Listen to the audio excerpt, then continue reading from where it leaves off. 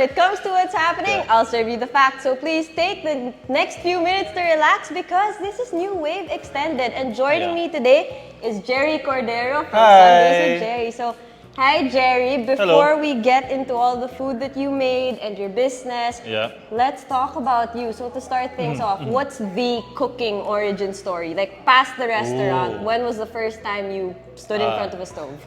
My first meal that I made was omelette with tuna. Like I just like beat up some eggs, and then we had like leftover laing, and then I was like, tada, tuna, century tuna with omelette, and then laing, and I was like so proud of it, and then it was anyway. Like, but you know, from there I learned, and then here we are, Sundays with Gerry. Yeah. Of course. Lovely first step, omelette. Now, okay, to break the ice and before we head in for the food. Yes. If you were an ingredient, what would you be? I'd be, not a lot of people like it. I'd be cilantro. Or one soy in Filipino. Kasi you can put it, for me, you can put it in anything and it will taste great. You know, tacos, burritos. I put it in my adobo. I put it in my shrimp. It just levels everything up. But you know, that's me. I know naman not everyone likes it. But you know, it's versatile that way. All right, so let's head in to eat. Thank you. All right, Gerry, so what are we eating today? Alright, so we are eating roast chicken, whole roast chicken with roasted vegetables and buttered beans. Here you have shrimp in butter, cilantro, and olive oil. Here is my ode to Jollibee, peach mango cobbler. And this is tofu garlic kangkong, vegetable biryani, and my best seller over there, chicken biryani. Yeah. Wow, okay. We're all so excited. And this is a very different menu from when we were all back in on-site classes. So I'm very excited to try it. So okay, let's carve the chicken. Alright, I got you. And here we go. Okay. I'm so excited. Oh, a nice sharp finger. Okay. Alright. Moment of truth. Without Yeah, sige, there. I have a piece without, so we can... Okay, there we go. Thank you. And Is here we go. everyone ready? Okay. I'll taste the vegetables first. That's good. Na talk. Ano yung difference na lang with and then without the butter I'm sauce? tasting with the butter sauce. Okay. Ikaw, natikman mo na kanina, di ba? So, what do you think of the with and without? How you compare? I think it's much better with the with kasi although hindi naman sa yung parang it adds the flavor. Yeah. But the inside kasi outside is already like super flavorful. Yeah. The vegetables less. The veggies are crunchy and tasty. With or without the sauce? Yeah, I don't know without the sauce because Yeah, na. yeah. Mine doesn't have sauce, but the potatoes are flavorful. That's nice. Thank you. Yeah. Oh yeah. Kanina we were asking about how it started.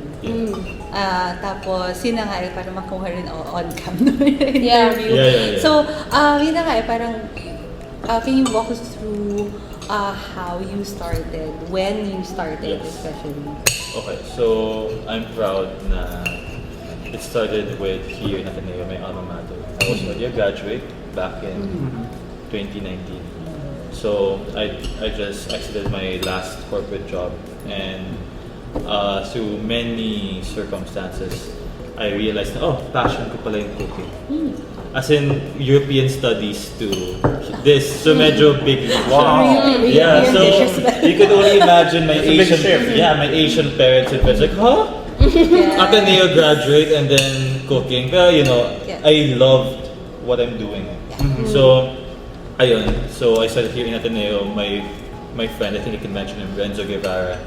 He introduced me to Loyola Film Circle. Tapos he told his friends, and later on we had a messenger GC of 200 people. Oh, wow. Yeah, from all other orgs. Na basically, this guy can go every day from his house, gaangkas siya, is the food, ganon, then he'll go to school. Wow. So, the how many food. orders a day do you get? Initially, it was like, mga 10 lang, and then came to the point na 30 to 40 a day. Then ako lang mag-isa, like, And then you serve it like bento style. Parang ganito, Yeah. tapos may rice and everything. partial rice toppings Yeah, in the original sizes were regular and biggie. That's why it stayed. Then, but yeah, regular and biggie.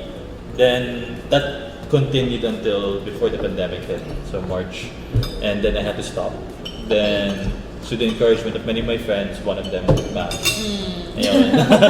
sabi nila, why not focus on family meals since I've been stuck at home. So yeah, I restarted, and that's the official opening of Sundays with Gerry, July 2020, and here we are. And a lot of the menu now actually wala siya nung first nag-start. A lot of what I have now are my customers asking for something specifically. Ito, we want something pero wala sa menu, so make it for us. Yes. So why Sundays with Gerry? Because like back then we used to just call you Gerry's Foods. Yeah, Gerry's Foods. Yeah. How did it become Gerry's? How did it go from Gerry's Foods to Sundays with Gerry? Yeah, a friend suggested to me actually. She was like, at first I thought melting pot kasi nga the Philippines is like a melting pot of food. But that sounds like a Home Depot. So saying why then we exchanged ideas, and then we came up with Sundays with Gerry because we want. I want the feeling of home cooked food. The feeling you get when it's a Sunday, you just want to relax, you're with family or you're not, but you just want to eat food. It doesn't have to be fancy or out there, just comfortable. That's why the cuisine is actually very, very varied. But the point is, it's home cooked comfort food. Yeah. Nice. Do you feel comforted with the food that you just ate? Yes, of course. Apparently the chicken also. It's comfortable. The chicken's comfortable. Yeah, that's nice. Your tummy. It's nice and warm in here, you know. Yeah, exactly. It's nice and warm, and it's feeling it. Really. Yeah. What are your influences? I mean, in terms of like your culinary influences or something like that. A lot of people ask if I went to culinary school, so no. But YouTube college. So I realized that if I watch YouTube University, of course. yes. Like I realized that if I watch something and watch it enough, I can replicate it or learn from it. So a lot of the dishes here came from, let's say, I had the phase where I loved Mediterranean and Indian food. That's where biryani and the shrimp comes in. And then recently I have an obsession for Chinese stir fries, and then that's where the tofu came in, and so on and so forth. And again, I'm blessed with very understanding, very suggestive customers who keep telling me, oh, why not add this to the menu? Why not add this to your dish? Right. And it's a lot of those things. It's about, I guess it's me being open to suggestions and to learning from customers and from experiences. Let's move on to the next. Yeah. So this is the garlic tofu kangkong. Yeah. And for the vegan, I use hoisin sauce instead of oyster sauce. Oh. Yeah. Thank you. But it's really a vegan option, or like, are you also doing a different one for the originally, I use oyster sauce because that's what's traditional. But then since I learned that we have a vegan here, I changed the recipe a bit. But yeah, it's fine. Okay. I'll serve you. Alright. But it's nice to know that you do customize. Yeah. Right? Yeah. You customize based on your customer's preference or appetite. Yeah, actually, I recently been having corporate orders. Yeah. Doctors have been ordering for me, and offices in Ortigas. Wow. And technically, I don't have a menu yet for my packed meals, like the actual bento Even meals. if I know. But so what I've done is I tell them, okay, what's your budget? What's the cuisine you want, and I'll do it for you. Wow. Yeah. Oh, wow. Since I've done catering before and private cooking, I try to do that for my customers now. Let's taste it. Okay, let's taste the tofu. But I already did, so I'm giving my approval bell. Because it's not too overpowering. There's a balance between the sweetness of the sauce. Hoisin, right? You said? Hoisin. And then spice. Yeah. Because I'm not I'm not a spicy person, but I'm not a spicy person. Not the right Spicy kind of person. Yeah, you know. But I I kind of like the balance of it. So, as someone who tried your tofu before the pandemic, you got so much better with the Yes, texture. It's yes. so good. I like the texture. You know of the what I like tofu. about it? Hoisin kasi it's medyo difficult siya to balance eh. Kasi iba yung lasa niya. Yeah. Konting dagdag, konting bawat. It like But the Changes. changes a lot talaga. Yeah. This is just right. It's perfect. Thank you. Yes. It deserves a bell. It Or does. two. Or three. Yeah, too. Ano? Salted beans too. So in the kitchen, things are unpredictable, Oh, yeah. right? Oh, yeah. And a lot of things happen. So were there any happy accidents that Oh. ended up making it into your menu? Ooh, happy. Two of them. So one Oh. is the original pork and mushroom. Mm. Yeah, I came up with that because we had some mushrooms that were a few days old and liempo, and this was before the pandemic. And my mom said, "Why not just make something?" And I was like, "Okay, I'll try it." And then while I was cooking it, I added vinegar. Okay, I won't say the recipe. But anyway, Yeah, don't. but basically I added so much stuff na at the end of it, it looked good, smelled good, but I didn't know if it tasted good. And then it did. And I was like, wow, I can actually sell this. So it was one of those like, we have to clear the ref, but oh wow, there's something came out of it. And then the other happy accident is the lechon belly. One of my Yeah. best sellers. Because a customer wanted it stuffed with like a lot of herbs. And I didn't know how to do it. So I was like, just put the spring onions there, I'll put spices that you don't usually put there. Like it's okay to say I put like paprika and other stuff, like not Filipino cuisine. And the next thing you know, it tastes great. Like it's like a Texan barbecue on the outside, but like Cebu lechon on the inside. Wow. So yeah. Nice. That's for next time. So next time. That's next time. very Okay, so this. that's I've been so excited for this. Oh, Sorry, yes. Sir Justin, you were saying. no. I mean, so we rated his tofu. So complete na ba? Oh, I Yeah. rated 3 bells out of 3. Yeah, same. I also gave it 3 bells. No, I gave the generous one, right? A passionate one. That's good. Yeah. That's good. I've Next been we so- have shrimp and butter, cilantro, and olive oil. The addition of cilantro was I watched a video by Mark Weens. I don't know if you know him, he's a food blogger. Apparently they do it in Lebanon and in other Middle Eastern places. They put cilantro. Yeah. Yeah, go ahead. Shrimp is like my favorite thing ever, so let us see. Ayan. So it's doesn't have the shell. Yeah, so it's easy to eat. That's a plus for me. Yeah. Because I'm so tamad. It's almost like gambas. Yeah. This yeah. is good. Okay. It sometimes shrimp dishes, those who cook shrimp dishes have a tendency to overcook it. So for this one, it's not overcooked. The shrimp is very tender, and well, I actually love cilantro, so very tasty. So this is your dish. Yeah. Rice. I love shrimp, and I was so happy that it wasn't overcooked. It wasn't undercooked. It was like just right. So good.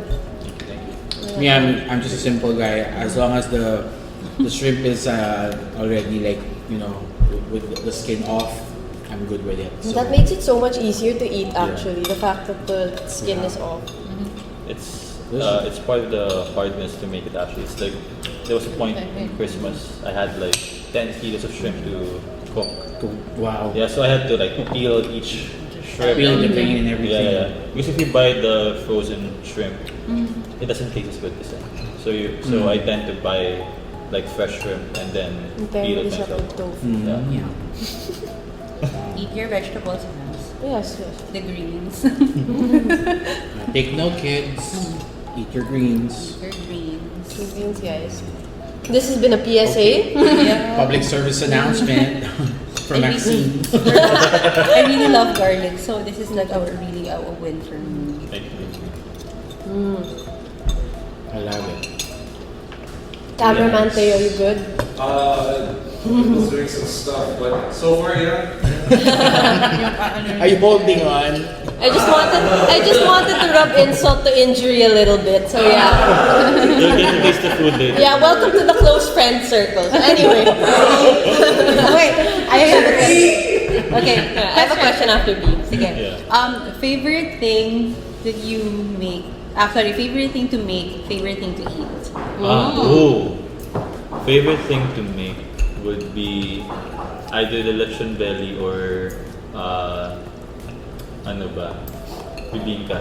Bibingka. Well, sakto. It's Christmas. Yeah. Very soon. I recently made my We should recipe. have a Christmas edition. Yeah. Yes, we should. Okay. Bibingka and hot chocolate. Yeah, bibingka. So excited.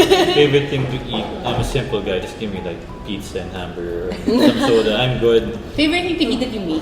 That I make. Yeah. Oh God, the lechon belly. Like we make extra of it para than the some for the family. Then the chicken biryani.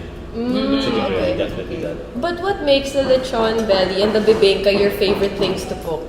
Kasi parang it's so tedious and at the same time you have to be exact about it. It's contrary to how I usually do with my other dishes na like I just intuitively know. Dito kasi usually you have to measure things. You have to be very precise about it. So lechon, you have to bake it at a certain temperature, you have to turn it around and everything. So it's more of, I guess it's the hard work and you have to keep minding your food na it comes out and then it comes out so nice. Na all that work was worth it. It's that, I guess. And it's not in the menu anymore, but tacos.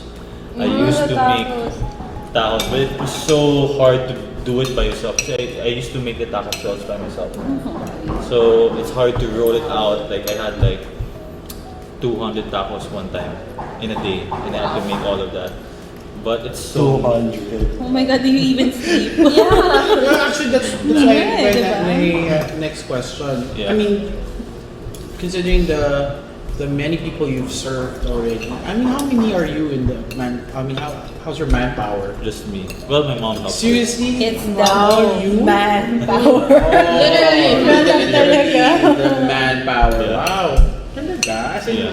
no help at all? My mom does help with like assembly, with packaging, or Okay. prepping some ingredients. But generally with the cooking, it's me. Wow, no wonder it's like, you can really taste the cooking because it's a passionate, art of someone. Labor of love. Yeah. Okay, without a doubt, it's something that cooking is something you love. Oh. Yeah. So before we head into the biryanis, what would you consider your signature dish? Ooh. Signature dish. Okay, definitely pork and mushroom is one of them. Of course. Of course. That was the Gerry Of meal course. back in the day. Back in the day. Kasi I've taken out a lot of items from the menu, but I don't think I will ever take that out because it's the thing that made me be where I am. Yeah, it is where I am now. Yeah, and then chicken biryani. I have yet to try the authentic, go to India and try the authentic thing.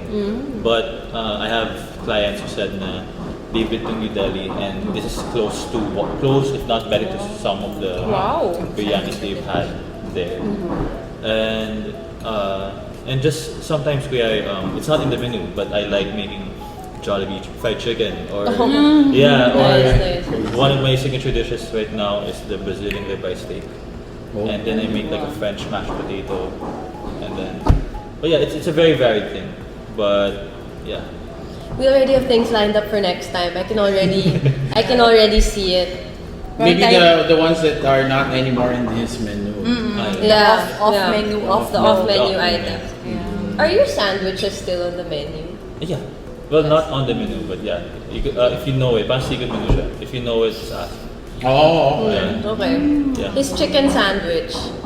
Yeah. The chicken Kasi sandwich. I make my own sourdough bread now, so. You do? And it's not on the menu? Okay. It's too hard. It's too hard. Yeah. It's too hard. Kasi if I add it to the menu, it's gonna be another thing I have to do on the side. Kasi the thing is, I do pre-orders. I don't do on the same day. So I make the food ideally on the day itself. I buy it the morning of, and then that's why that's why my work is kind of hard. Kasi I don't usually do prep like a week or a few days before. Like I do it on the day itself. Yeah. How much lead time do you need for pre-orders? Depende. Yeah, for this I just need like a few hours. For pre-orders, mga a day lang. Oh, wow. A day. Pero yung 450, katulad mo. Mga a few days to a week. Let's go for the biryani. Okay, so the best seller is currently the chicken biryani. Tanan! And I do customized orders for those who want beef or lamb. But yes. And vegetables. And then yeah, vegetable biryani for our in-house vegan. Yes. Nice. The whole chicken daw. Lilipat sa plate and then ililipat Yeah. Yun yung talaga yung plano ko talaga. And then you serve yourself. And then I'll serve Then I'm myself. gonna serve myself also. Can we try some of yours also? Ah, why not? I'm excited na. Get a piece. This is a big leg. I'm happy about Yes. that. Did you do a lot of like tweaks in your chicken biryani aside from the chicken, of course, and the Yeah. vegetables? You did a lot of it. With your, let's say with your basmati rice, I use coconut milk instead of yogurt. Yeah. But aside from that, the tweaks to the chicken biryani, even though I read a lot of recipes online, I made it more Filipino. Like, syempre, less spicy, less assaulting your tongue, more balanced. And then, let's say the tomato mandi, the sauce there is a bit sweeter. Again, very Filipino, trying to cater to Okay, let's taste it first. the lighter version of our palate. Yeah. Okay, so let's taste it. And then the sauce is made out of? Tomatoes, onions, garlic, cilantro, and spices. Shut up. But yeah, sige. I used to work for an Indian company, so and I always eat Can Indian I? food. Pwede ba sa akin to? Talagang yun Yeah. talaga. There's no extra stuff there. Yeah. Actually, what I like about it is it's not too intense. Like you said, Yeah. it's not too aggressive on it's the not too tongue. aggressive. Diba? It's good. Yeah, it's very adjusted to the Filipino palate. Fairness, It's good. I would have to agree kasi nga, again, I'm not a big fan. Pero pantay lang siya eh. Sobrang, Yeah, hindi diba? siya sobrang na-overpower. If you still have, if Taste it with that. your spiciness level is applicable to this one, I'd probably like take it up parang 4 notches. Yeah, I would. Yeah, for me also. I would have, For but me I also. expected Yes. some people na Yeah. You want it more spicy? Yeah. Yeah. 4 Well, 5 notches pa. We're spicy people. We're spicy people. Yeah, but this one is Justin friendly, so it's okay. Yeah, so it's okay. I used to remember you It's just have spicy tofu, right? Yeah. Spicy tofu, yeah. Yeah, I That's just remember. right. just enough kick for me. Yeah. No, before with your spice levels, we used to say more, More, a little more, more. Jerry, a little more, and then then- some people would be crying, and then we're just like, si Marlene at si No, Marlene and I were the ones that were like, more. More Jerry, we Yeah, want all more. of it. Give me all of it. So one time we bought like a tofu na it was like half brown tofu, half red. Kasi I put like a lot of chili oil and they were like, yes, this is it. This is it. Deserve a bell. Oh yeah. Okay. No, in fairness, it went well with this one. Yeah, so. 3, 4, Initially, I was eating it on its own. Can you try the Medyo- veggies?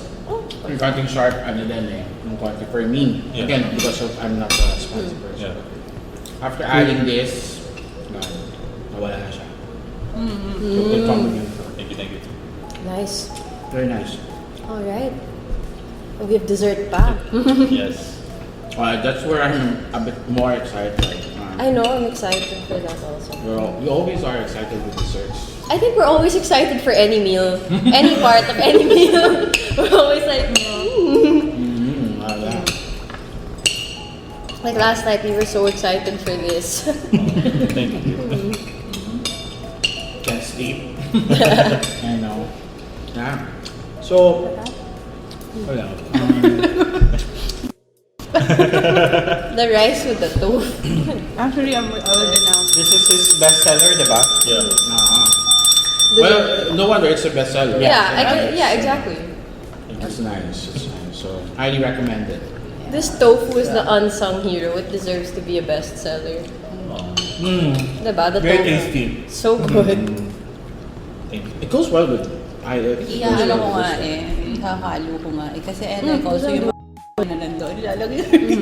Pero what I super like about Indian food is the spices, super rich, and like it explodes in your mouth. Yeah, and then you have bread or something to kind of equalize it, but not too much.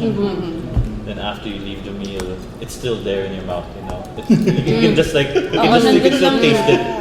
So Gerry, what about drinks? Like, will drinks be on the menu? For Christmas. Oh, For Christmas. okay. Kasi for catering, I used to make this pina colada of sorts. And then I made this calamansi honey cucumber drink for catering. Sounds refreshing. Yeah, and then I learned this from someone, honey salabat. Oh, with, yes, very good. with a tinge of cucumber syrup. And then, well, this is a tip. If you want some syrups to be a little bit more flavorful, you add a little bit of cardamom to it. Yeah, by your coffees or your milks or your desserts have something like this one. It's not all Filipinos has certain spices. I add to the peach mangoes. Okay. Yeah. My request for the Christmas season is hot chocolate. Hot chocolate. Filipino hot chocolate. And nabibingka. Yes, and the bibingka. One comment. Kanina pa tayo nandito, kanina pa niya siguro ito naluto, but the tofu is still good. Parang kanina pa, it's still so good. And I think with all of us, we keep going back to the tofu. Like with everything, like, oh, let's try the tofu with the shrimp. The tofu with the rice. Ako lang malayo hindi ko Okay, here, again. Nakikita ko kay Max, siya biryani rice with shrimp. It's good. It's good. It's good. You want some?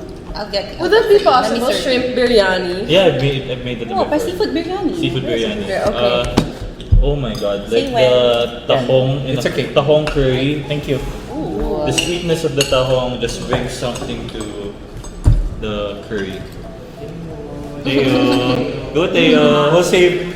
God, you always want to impress Gerry. Oh my God. Still the same guy. Thank you.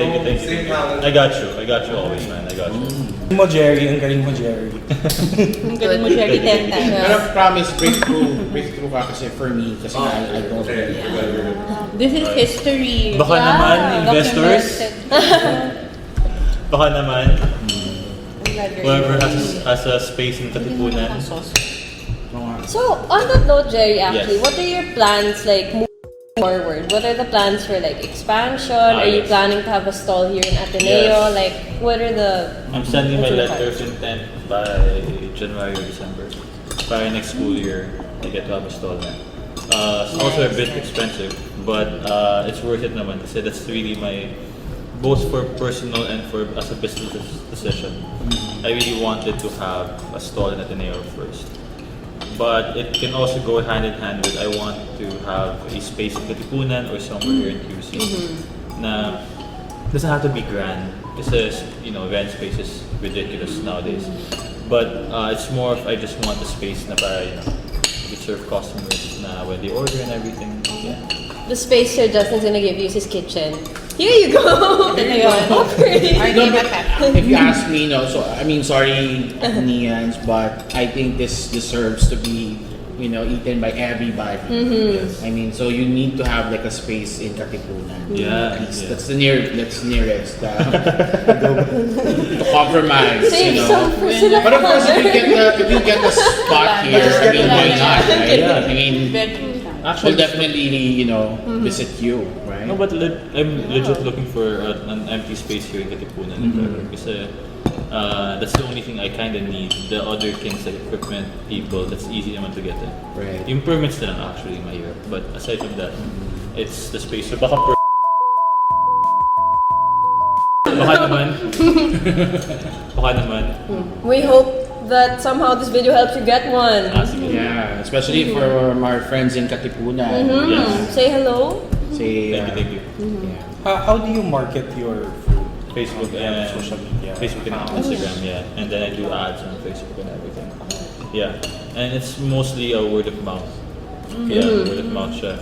before it used to be just me literally like texting people like, hey, do you want? That's true. But it's come to the point now I can just wait for orders, which is a good thing. That's good. Yeah. That's good. Yeah. And this is also your marketing. Yeah. Yes. That's marketing. Word of four mouths. Katipunan, Five baka if you naman. retail. Mga katipuneros, baka naman gusto nyo i-try. So I'm Gerry Cordero of Sundays with Gerry. My number is 0915-114-5846. So just message us on Facebook or Instagram. Message me on Facebook or Instagram. Thank you.